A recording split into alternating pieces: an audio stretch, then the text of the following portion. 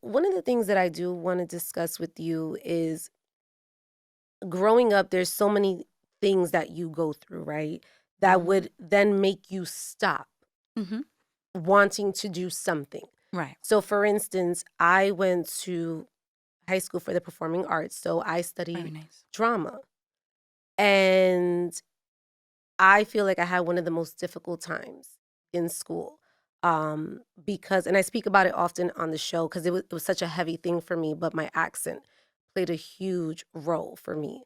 So, whenever I couldn't get roles, I felt very discouraged. Okay. And it almost made me stop acting. Like, I just hated acting Okay. all in all. Wow. I was just like, I don't want to be on stage. I don't want to act anymore. I felt like other people kind of, And it's so crazy because like I don't hear an accent. I think it's beautiful, but I oh, understand thank what you you. mean. Like we do have accents and Right. people hear it when they're not from where we come from. So I can understand your, maybe getting turned My off by it. Yeah. frustration, my frustration.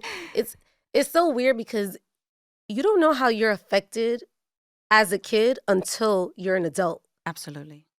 And then all these things happen to you and then you go back, you may see a therapist and they're like, "But why?" And then they bring it back to your childhood, Mhm. right? Mhm. And then it's like, "Okay, well now this is why I am the way that I am." Yeah, for So I sure. call it unpacking. Yes. Right? It's like you have to unpack what you You have got to let went go. through to understand why you are this way. Mhm. Um, and sometimes that's looking at your family, Absolutely. right? Family plays a huge role. I know like my dad is like super into business, but he's a very strong, strict Okay. dad.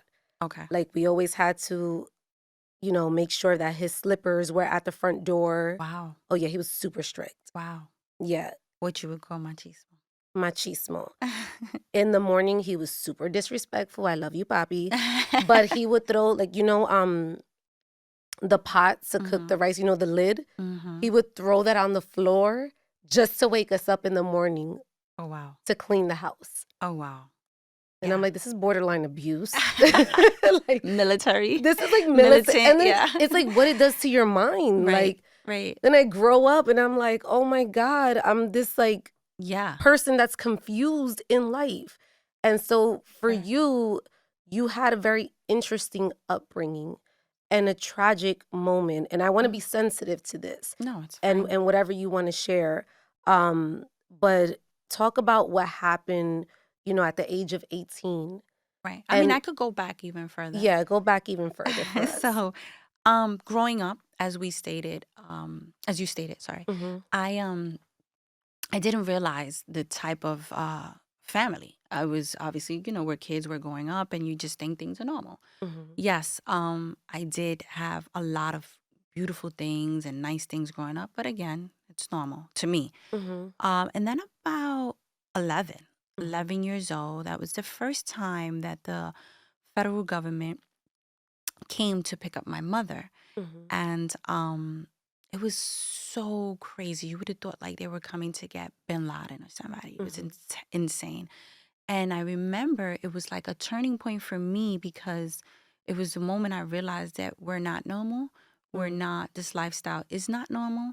Um, and it also, I was so young, but I want to say I became almost like a young adult, I want to say, because I remember grabbing my mother's hand when they were coming. It was just like helicopters, and all I remember hearing is do, do, do, do, do, do, like a whole bunch of doors and the banging of the doors coming.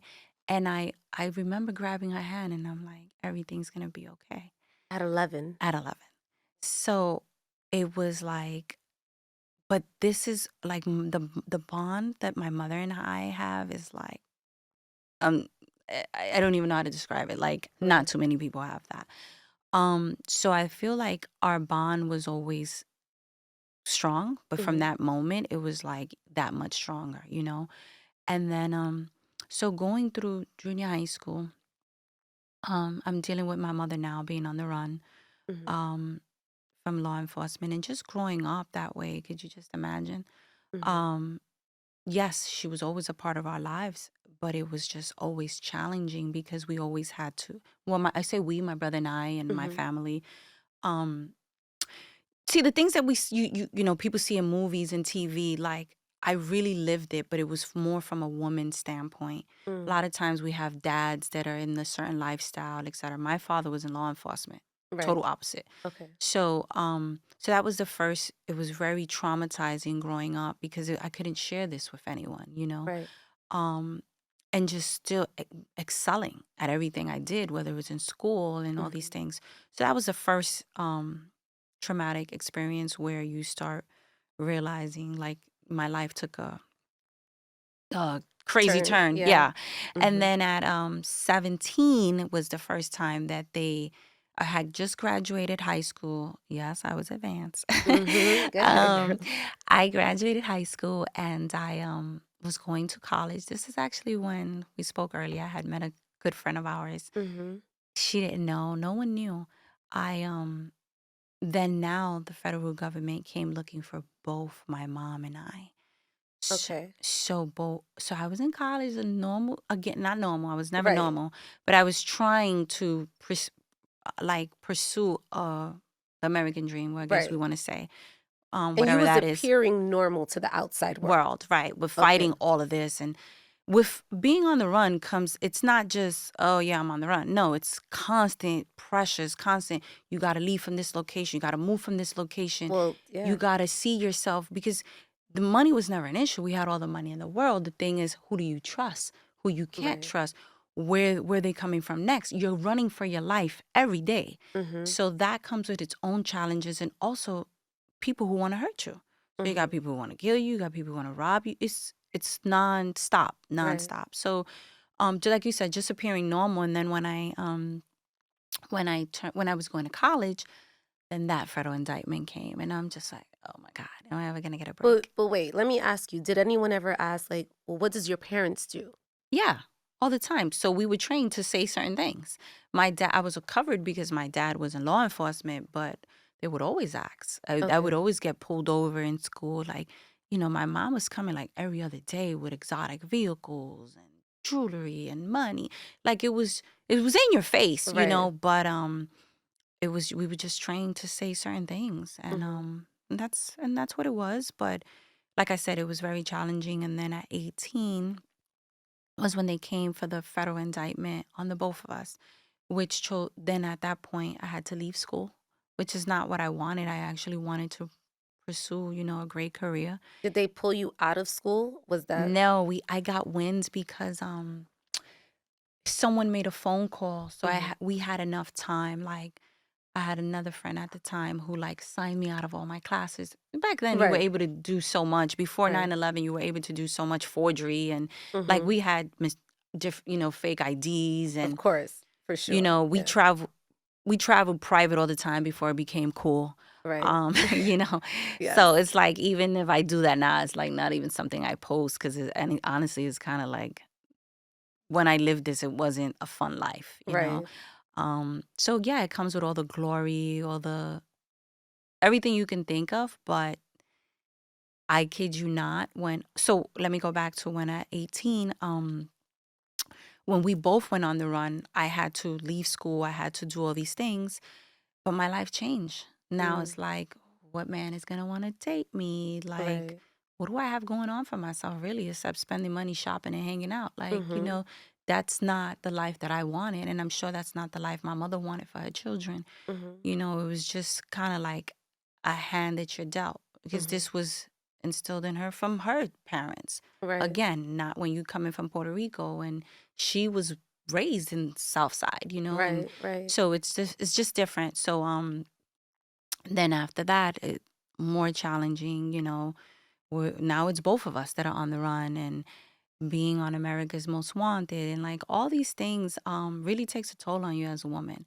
But never once did it deter me from my goal that Mhm. I knew that I wanted to be successful and an entrepreneur someday. Mhm. I didn't know what that looked like at the time, but I knew that, for example, when they came and they finally after 7 years, when they came and I was my mother and I were on the run for 7 years, but when they came to pick us up, um, I kid you not, it was like, it's over. I was Re happy. You It was said that? yeah, yep. I could remember when they threw the handcuffs on me, I was So like, you weren't it was like a I woosah. feel like I would be so freaked out. No, it was for me. It was like I'm ready to face the music. Wow. Yeah, I've. I don't know if you've ever seen the movie where people kind of like where the they just want to get it over with. Right. That's where I was at. Is it because you knew eventually this would be the Of outcome? course, of course. Right. There's only two outcomes. Right. So it's just like I'm Right. like, I just want this to be over with, and for all of us, it was just literally draining, literally. So it's like when that happened, I was like, I'm ready to face the music and move on with my life. I was still young. Mhm. So I thought in my head, even though I knew that we were going to face a long time in prison, Right. I knew I still had a shot, you know. Was there ever a time where you questioned your parents or told them, Why? "What like, why are we doing this? Can we stop? This is not the life." Or were you almost like, "I know what we're doing is wrong, but then we have all these glitz and glam," and it's like it's Mhm. almost like an addiction, right? Where you wanna stop, but you can't. Right. So I can't for I could speak. So remember, my dad was in law Right. enforcement. What I can speak for my mom is when you don't know nothing else, this is what you do to provide for your family. For you hold it down by all means necessary. I know what it is to see my mom do strong business with men, Mhm. so it's like, so you knew. So Mhm. what else are you gonna do? So and it sounds like, well, you can get out. It sounds that way, but when your mind is so embedded in something, that's what you know how to do and provide for your family. So I never questioned her. If Okay. anything, I respected why she did it Mm. because she did it for all of us.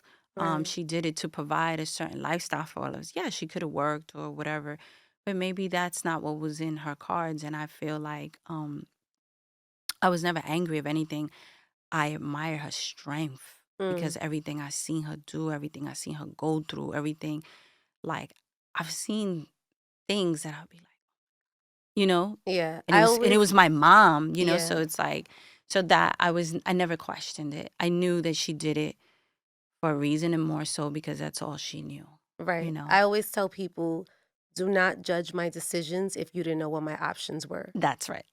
And that's so true. And Yeah. that's where I know where she was at because I know my mother's heart. I know, like, my mother gave to everybody. It wasn't Yeah. just us, it was everybody. Like, she Right. was paying the whole neighborhood's rent. Like, she did everything for everyone else. She's like that to this day. She Yeah. can't even go through her phone and see GoFund. She's just like sending Yeah, just people money, giving. people Yeah. she doesn't know.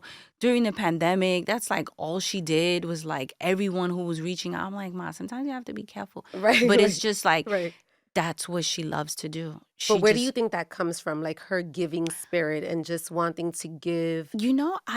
she always tells me, and this is how Vida came about, believe it or Mhm. not. Like, she would always pray. Well, her prayers from a very young age was to heal, to Mm. be able to heal people with her hands, so I guess she just always, from her young age, that's what she wanted to do. Mhm. Um, so I think that kind of just, it was an effect of what she was doing. So she's like, maybe this is my way to give back. Right. And like you said, I'm sure lifestyle and certain respect and the way people treat you kind of comes with that too, Oh, you of know. course.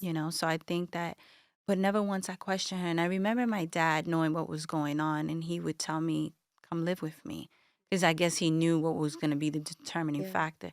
For me, it was never an option. For me, it's like So I'm staying with my mother, you were not no gonna matter leave your mom. what. Like, I'm staying with my mom. And he had no Even knowing what the outcome was going to be. absolutely. I was never leaving my mother.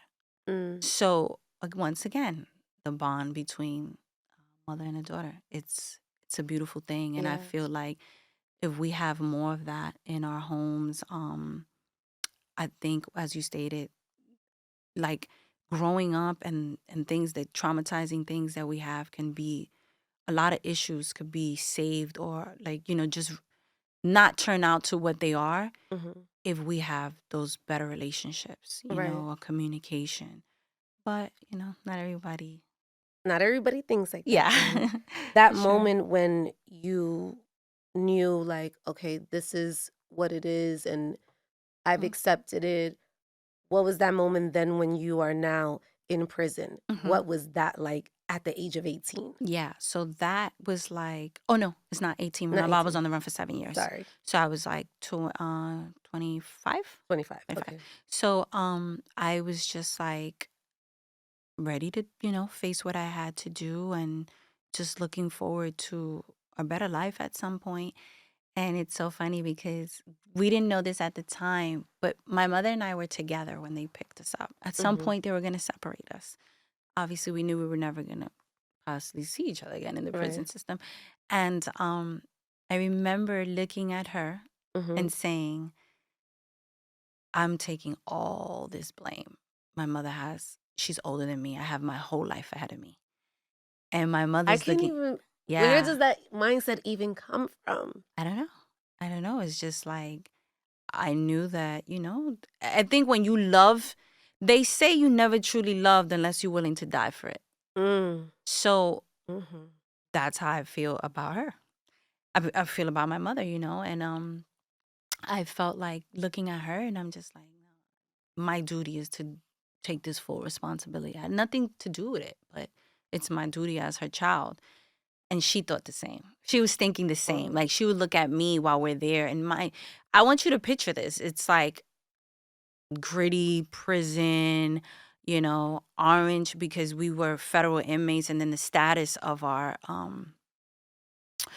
crime or whatever, we're always shackled. Mhm. So picture it shackled and just me looking at her and her looking at me and it's like a mother and daughter and she's thinking the same thing and we spoke about it after, Mm. where she's like I remember the sound to this day when I walked in, when I opened the door and the feds were there and she just starts screaming. She's like, don't take my daughter.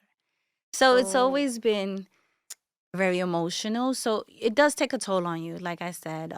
But I'm just happy that we, overcame Mhm. all these things and we're Mhm. able to process, talk about it. Oh. I Sorry. no, I literally got emotional as well, Sorry. like, you Yeah, just talking about sorry. it. Just I think from I don't know why. Yeah. And it's like, you know what, too, Allie? I left so many beautiful women there. So many beautiful women that were there for reasons that maybe the man that they were dating, Right. or this is the reason why when I told you I go so hard is Mhm. because I feel like they didn't get a second chance. I did. Mhm. So it's like, um, yeah, it's like just my duty, but I'm just so happy that we were able to overcome.